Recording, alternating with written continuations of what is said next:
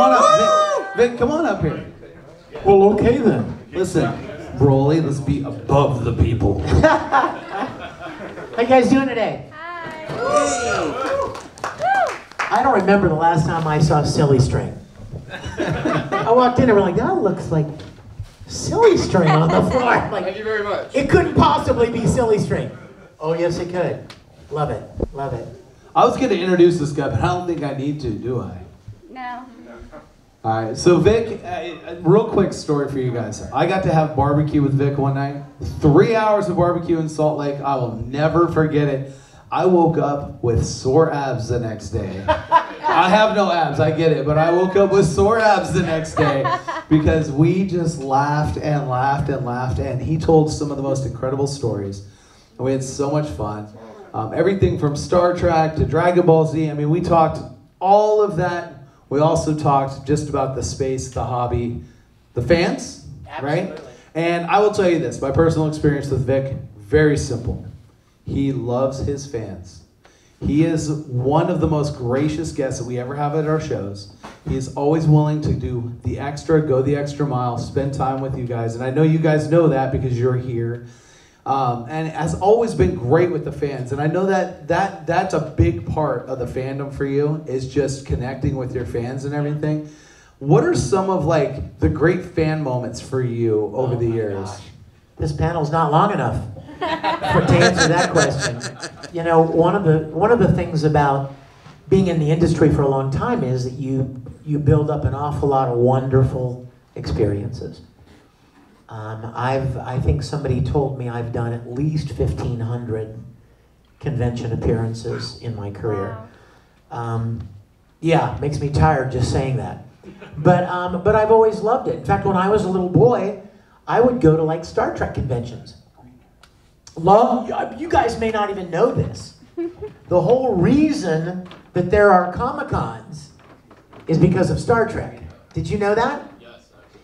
Back before there were ever any kind of Comic-Cons or pop culture conventions, a bunch of Star Trek fans got together and rented a ballroom in a hotel and invited some of the actors to come. And that was the beginning of fan-driven conventions. Wow. So now, 40 years later, you've got San Diego Comic-Con and big giant MegaCon and anime conventions and supernatural conventions and every different possible celebration of conventions. And I used to go to those events, and I really enjoyed them so much.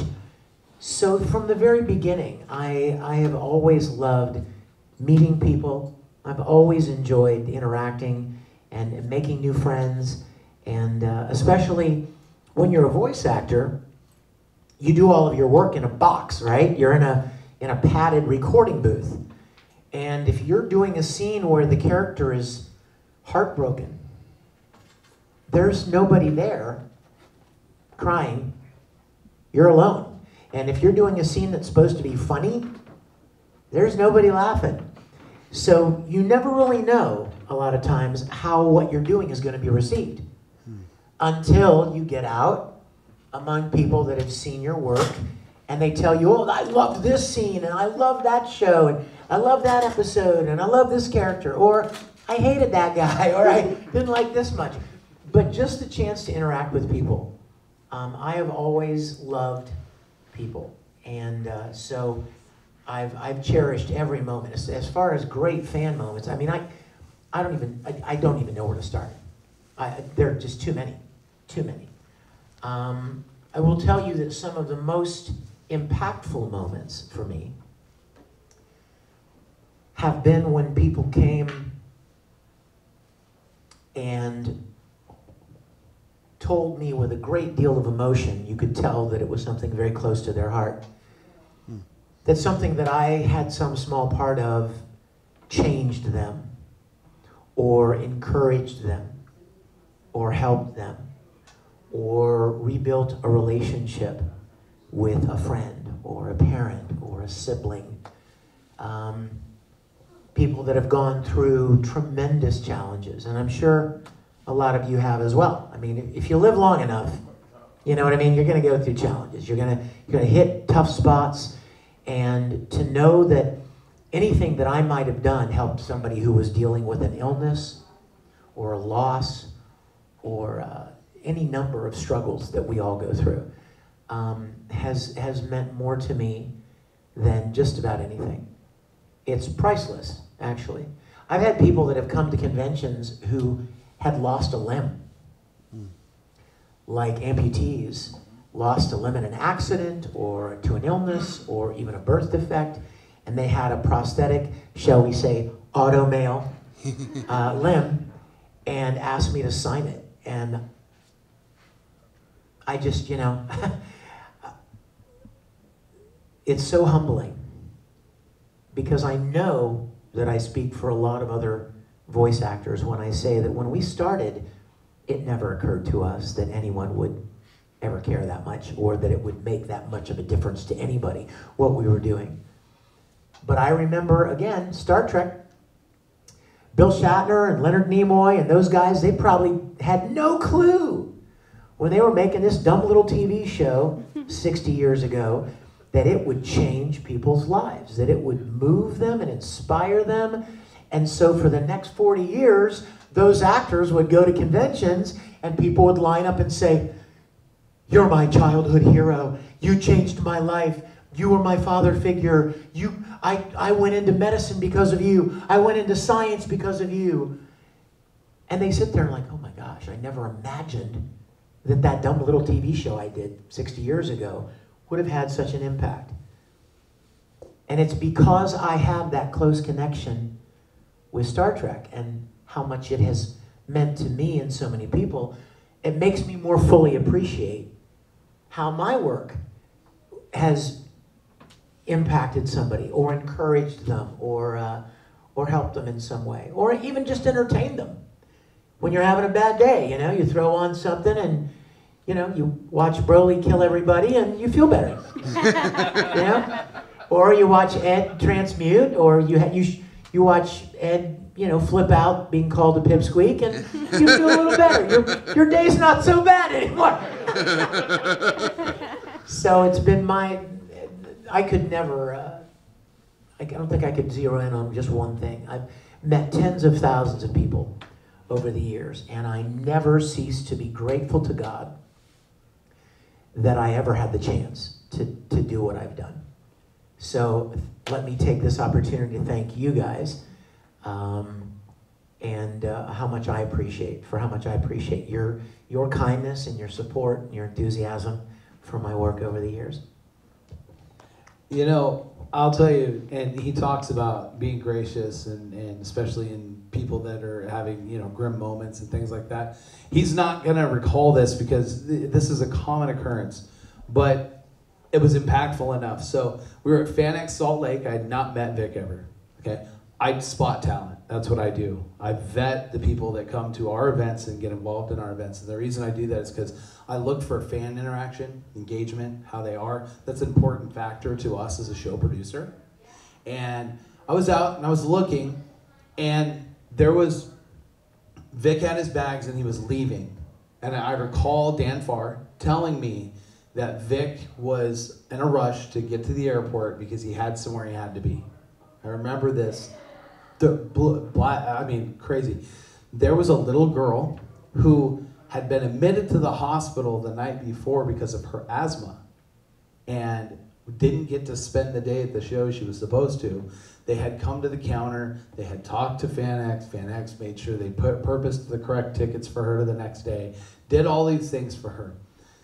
FanX has their signers way in the back. If you've ever been to that convention, it's a big L. And you go all the way through the vendor floor, and then all of them are in the back. So by the time her family and everything had got her to the back, her whole thing was she was wearing a Dragon Ball Z shirt. She had a little orange skirt on, I'll never forget it, right? And he's got his bag, and I remember her and her family standing there, and her mom trying to console her about the fact she wasn't going to get to meet Broly. I'm sorry, he's leaving, you know, maybe next time, maybe there's another time. And that little girl was standing there, and he's talking to Dan, and you looked over at this little girl, and you went, honey, are you okay? And her mom started crying, and he goes, come here. And he brings that little girl over, he picks her up, he holds her, has no idea that that little girl had just spent the night in the hospital, had no idea that that little girl had, respiratory issues, had no idea that he had impacted that fan's life like that. I grabbed my phone, I turned around, I called CJ, and I said, make sure you get Vic booked for one of your next shows. Because that's who this person is. And I thank you from our fan side for being who you are, because it's those moments, you're a person that brings that, and that's amazing. And we want to talk about your work, but I really think talking about Vic the person, very, very important. There's never been a day that I've seen him, he doesn't hug you. He does. That's how we greet. It's not, hey, what's up, how are you, what's going on? It's always, oh my gosh, I haven't seen you. 10 hours later, do it again. I'm Italian, what can I say? I'm a hugger. We hug. That's what we do. So, funny for me, and we're going to get to some questions here in a few minutes with you guys, but funny for me is I want to kind of talk a little bit just about like the progression of the career. You and I talked about it a little bit because we talked about the original voice of Skeletor and how he had like his moment of like recognizing how he learned his acting. So I think it's kind of fun, like what really influenced you leading up, and obviously we know Star Trek, you don't have to talk, he'll turn this into a Star Trek panel, okay?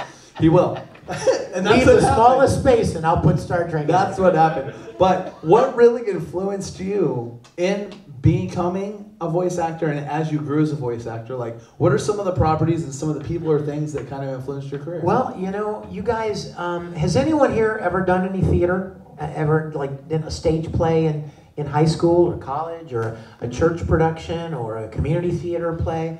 That's what I did when I was little. Because of Star Trek. I'm sorry, I got to tell the truth, right? It was Star Trek that got me into wanting to act. I would watch that show every day, and I'm like, I want to do what they're doing. I want to tell compelling stories that move people the way Shatner and Nimoy, Kirk and Spock, and they did.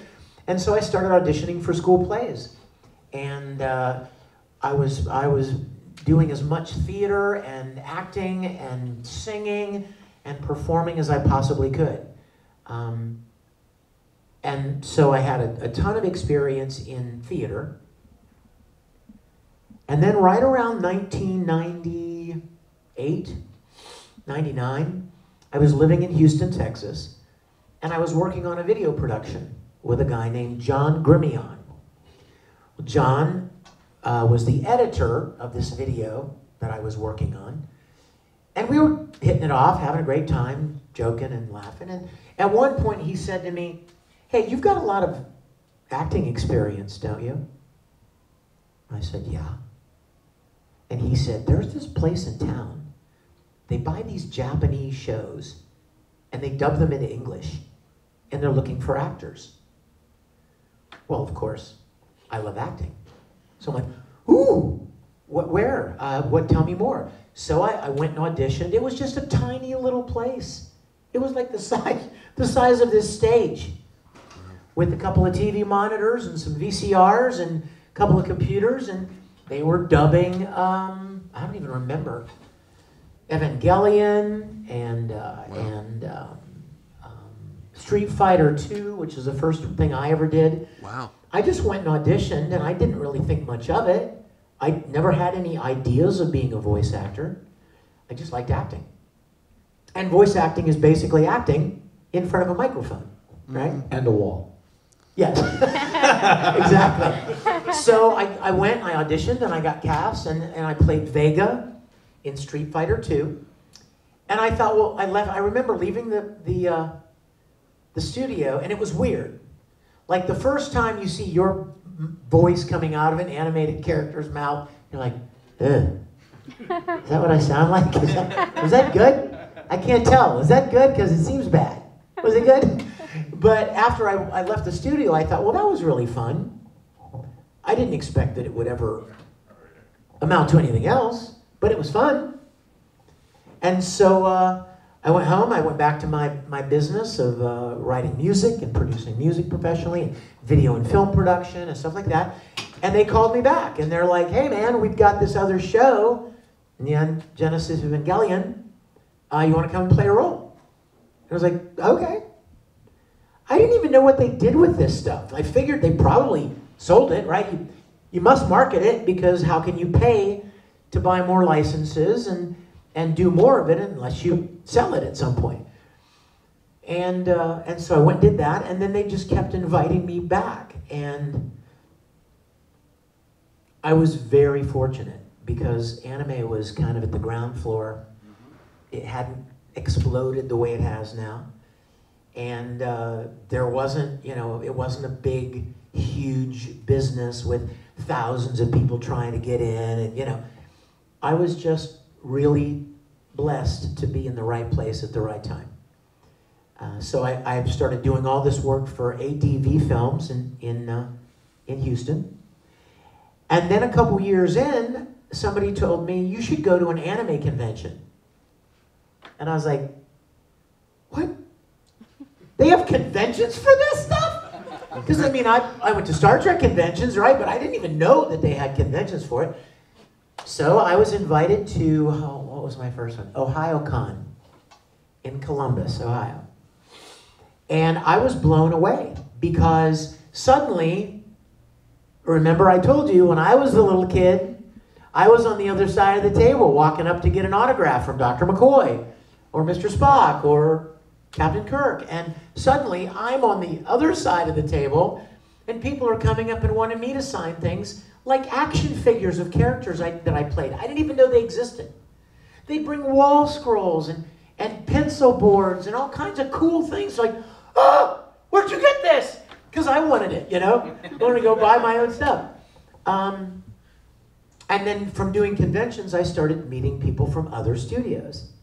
Funimation in Dallas, Studiopolis and Bang Zoom and studios out in LA, NYAV Post, DuArt in New York City, where they do Pokemon, Digimon, that kind of stuff. And I would meet these people and like, hey, you wanna come be in Dragon Ball Z? And I was like, sure. What's Dragon Ball Z? I didn't even know what it was, but I like what I was doing. So my career developed very organically. It wasn't like, well, I sent out, I knocked on 1,000 doors and I beat the pavement and I sent out 1,500 demos. No, I just had an opportunity and I did the best I could with it. And I was fortunate to, for it to continue. So now 20 some years later, I've done 400 plus different anime series and video games, and I continue to be as grateful as I ever was. Because I didn't start when I was young, When you're young, I hope this doesn't come out wrong, because you're young. But he looks at me because I'm the old guy in the room, No, I'm the old guy. He's like, look, all right. No, they're the young ones. But when you're young, sometimes you don't fully appreciate what you've got, or an opportunity you've been given, because you're not old enough to realize how rare it was that you got that chance. You know what I mean? Like, you might meet somebody, like a hero of yours, and like, yeah, that was cool. And your dad, who's 60 or 70, is like, what? You met who? I spent my whole life, I never got that opportunity. The older you get, the more you appreciate rare opportunities. So when you're young, you don't, if I'd have started voice acting when I was young, I probably would have had a very different mindset about it. But because I didn't start voice acting until I was like, I don't even know, 38, 40, I appreciated it more. I recognized it for the rare privilege that it was. And anytime I see voice actors who are, kind of, just kind of like curmudgeons, and they just do their thing and thanks. I'm like, man, do you not even realize how lucky you are to get to do what you're doing? So I'm incredibly grateful for the opportunities. That's how I started. in the industry. And now, talking about recent stuff now, when COVID hit, as you know, everything pretty much shut down. And right around that time, a couple of authors contacted me and said, hey, big fan of your voice work. I would love to hire you to record my book. I had heard from a lot of voice actors that audiobooks are hard. They're very time consuming and they don't pay very well. So in the back of my mind, I'm like, got it. Note to self, don't do audiobooks, right? But there was nothing going on. COVID had shut everything down. And I had a studio in my home. I could make a cup of coffee, throw on my shark robe, and go record in the studio. And so I said, sure, I'll do it. And I did it, and I actually enjoyed it. It's kind of fun, because if you're an actor, you get to play everybody, right? If you're the narrator, you get to play all the characters. And that was the first one, and then now to date, I've done 5 or 6 audiobooks that are all available on Audible and Amazon and iTunes and stuff. I'm currently working on a sequel to one of the other books that I'd already recorded. I don't know if you saw my announcement. You guys follow me on Twitter? Just last week, I cast and directed a couple of short films for a brand new dubbing studio called AM Studios. It's part of Anime Matsuri in Houston. They've got connections with studios in Tokyo, and they've been negotiating some licenses for some new episodic series. And they got a couple of wonderful little short films as kind of like a demonstration of what we could do. And one of them was just released on Amazon Prime last week. And I posted an announcement about that. I hope you'll go and check it out. It's like $5 to rent it or buy it. And it's a wonderful little short film. And it costs more than that to buy a Starbucks cup of coffee. So that's happening. We are currently getting some more licenses, so I'll be directing and casting and working with that studio. I'm working on some new music. I'm working on several little short films that I've directed or played roles in. I've got some on-camera stuff coming up later this year, and event appearances to get to meet awesome people like you. So things are great.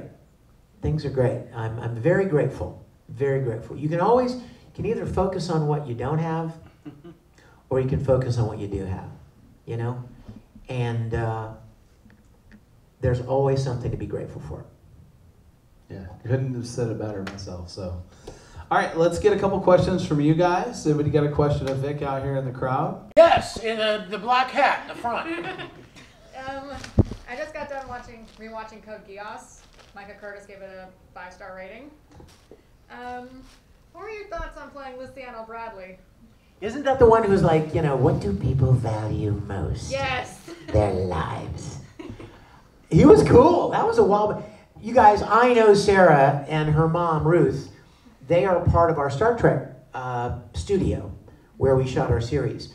And so I know that she is a big Code Geass fan. She's also a big Trinity Blood fan. Anybody remember Trinity Blood? No, see, you're the old schooler in the room now, Sarah. But you never thought you'd be an old schooler. But, one of the downsides about playing so many characters in so many shows is you can't keep track of them. You just can't. Just physically, your brain will not hold all that information. Mine won't. Yours probably will. Mine won't. Probably walk around with all those voices talking to each other all day. Or somebody will come up and go, will you sign this? And I'm like, did I do that? He's like, hold on, let me check. Oh, yeah, you played that guy in this show. I'm like, oh yeah, he does look kind of familiar. Question? Yeah. Okay, so I asked you earlier about talking about Sakura-Con commercial from 2009. Yes. So what was the whole thought process behind it? Because it started off very normally, and then it just got even weirder as Yeah. it progressed. And that's what I absolutely loved about it. It's become such a meme icon in the anime community. So I was just wondering, what were your thoughts? Do you know that the people that ran Sakura-Con that year, they wanted to bring the Garugamesh kid to the convention? Oh my God. He was just a kid. He was this teenage boy who was the son of a woman that I knew, and I asked him if he would be in this commercial. So for those of you who don't know what we're talking about, SakuraCon is a big convention in Seattle, Washington. And I was a regular there for many years. And one year they asked me if I would make a commercial for them. So I wrote this commercial where it takes place in a sushi restaurant. And there are all these people sitting at the bar, at the sushi bar, and all down the row, there are like 5 or 6 people down there. And there's this guy, the chef back behind the counter, making them sushi. And the one person, it starts out with one person kind of takes a bite of sushi and says something like, "Man, I love sushi." And then somebody else is like, "I love all things Japanese." And then somebody's like, "Anime." And then somebody's like, "Gaming." And some other kid, "Garugamesh," the cosplay. And as they're all kind of building up all the things they like about Japanese culture and anime and stuff, the sushi chef is back there just going, watching them. And finally he goes, "Hey!" And they all stop and look at him, and he goes, "Sakura konnichiwa." And he says something in Japanese, and we subtitled and said, "Go to SakuraCon." That's so great. What's funny, I think it's funny about the story, you guys probably don't know. They were probably just looking for him to make something real short. And just because of how this guy is, he goes and puts an entire production together. Yeah, and I did it with, what was the other one? MetroCon in Tampa. Go look these up online. There was a commercial. Oh my gosh. Okay. I was supposed to be a guest at MetroCon one year, and something happened. I had a conflict, and I couldn't make it. And they said, "Would you record a video saying, 'Sorry, I can't be there'?" So,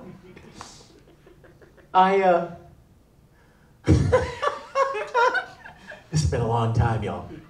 I climbed up on my roof of my house. Oh my gosh. I was literally sitting on the roof of my house in a robe, my bathrobe.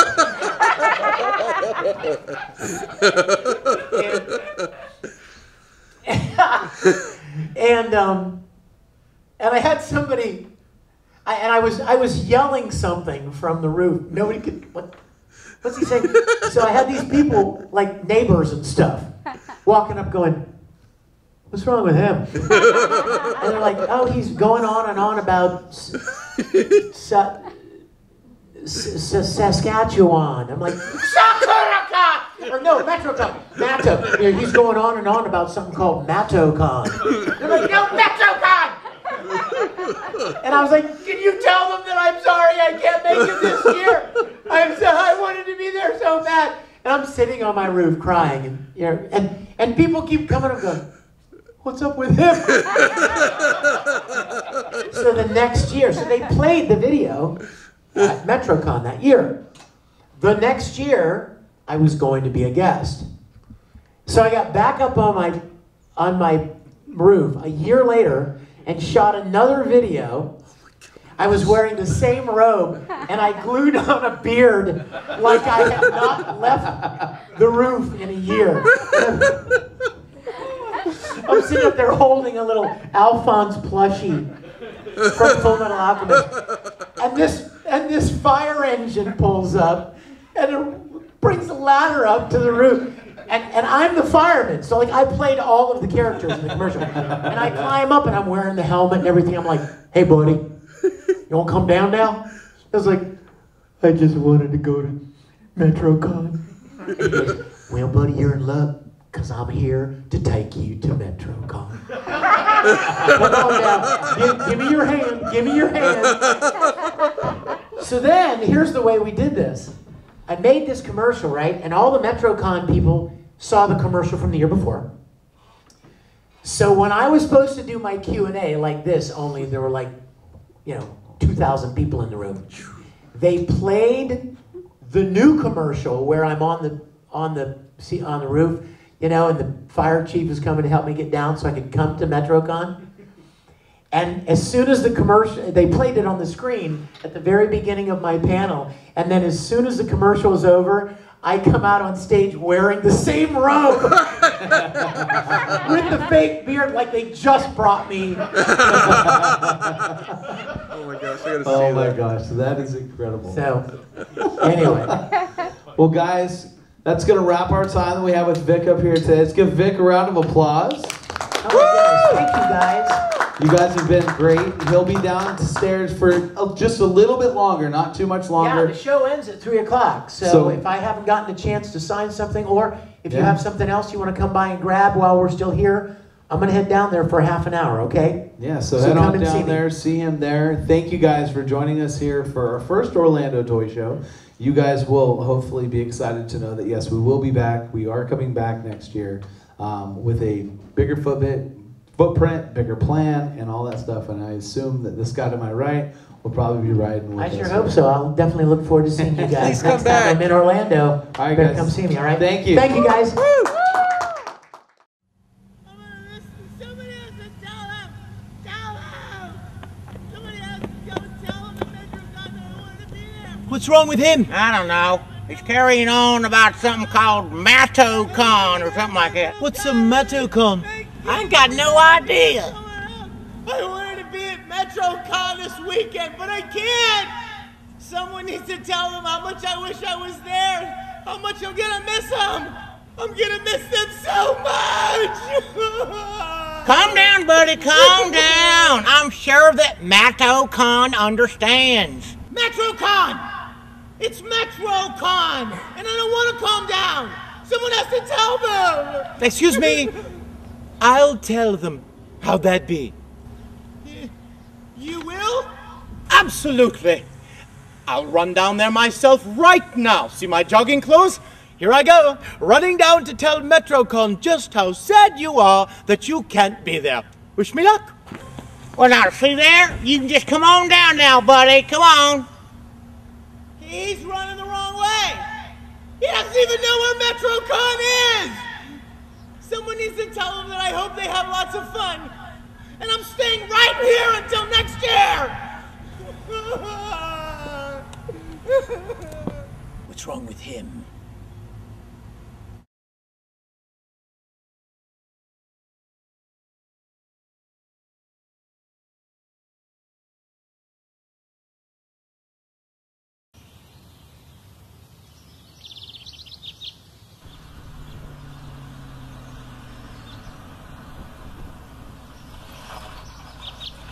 Sweet Lord have mercy. That crackpot's still up there. You know, maybe I should... Oh, you just keep on driving, mister. My soaps are fixing to come on. And if I miss 1 minute, I'm going to take that Jar Jar Binks coin bank you got for your birthday. I'm going to shove it up your...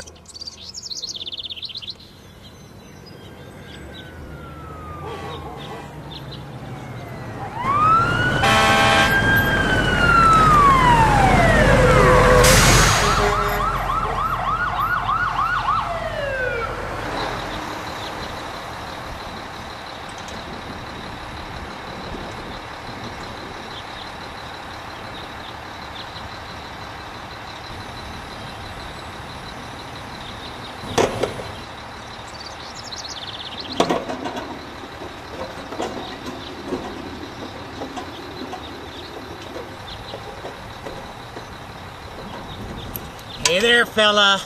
You doing okay up here? I'm fine. I'm a little hungry, but I'm fine.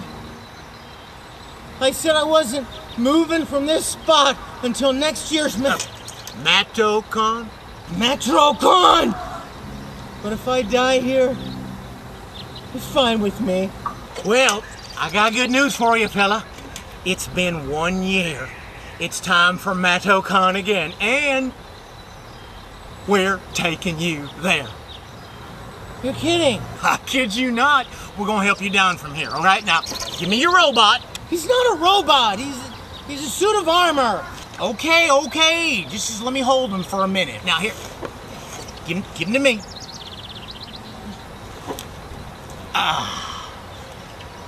Hey! I'm sending the robot down!